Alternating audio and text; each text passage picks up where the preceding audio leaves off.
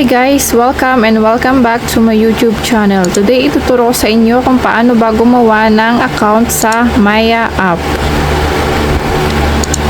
So ayan, kung di pa nga pala kayo nakaka-subscribe sa aking YouTube channel, subscribe na kayo guys para palagi kayong updated sa mga video tutorial na i-upload ko.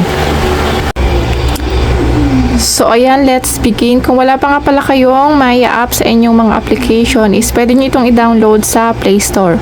So itap nyo itong Maya.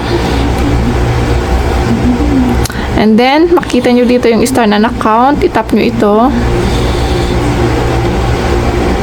So under nitong start an account, nandito yung first name, middle name, and yung last name, tsaka yung email address. So sa email address is optional lang. So pwede nyo na siyang hindi ilagyan. So i-enter nyo lang dito yung first name nyo.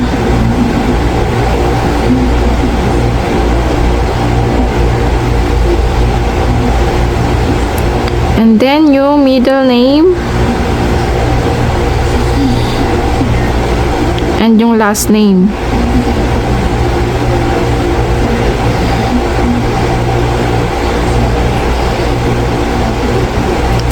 Next is itap nyo na itong continue. So dito sa set your login details, ilalagay nyo dyan yung phone number nyo and yung password.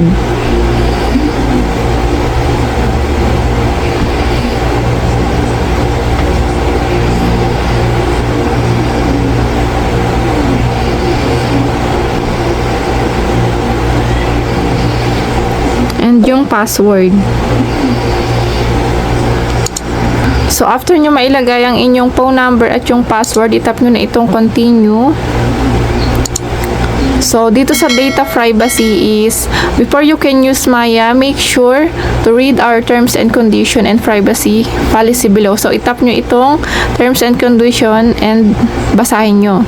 So, after nyo mabasa yan, lahat, is itap nyo na itong done and mag-next na kayo dito sa privacy policy. So, ayan, scroll down nyo lang siya and itap nyo na itong done. So, after nyo mabasa lahat yan, is itap nyo na itong continue.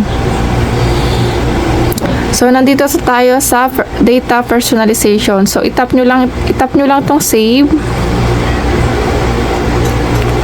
So, dun sa number na inano nyo is may magsasend na OTP. So, ilalagay nyo dito yung OTP. And then, verify.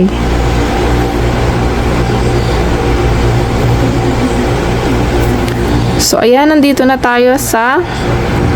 So, dun sa, sa number na nilagay nyo dyan is may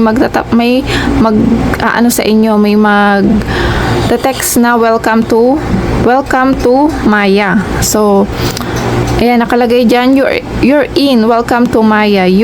You now own a basic account, upgrade for free now and enjoy everything Maya has to offer. So, ibig sabihin yan is meron na kayong account sa Maya. So, ayan, nandito na tayo sa ating account. So, nandyan yung savings. So, ito yung account nyo. Ayan, ito. So, ayan, pwede nyo siyang i-upgrade yung inyong Maya app. So, sa next video ko na lang ituturo sa inyo kung paano ba mag-upgrade ng Maya app.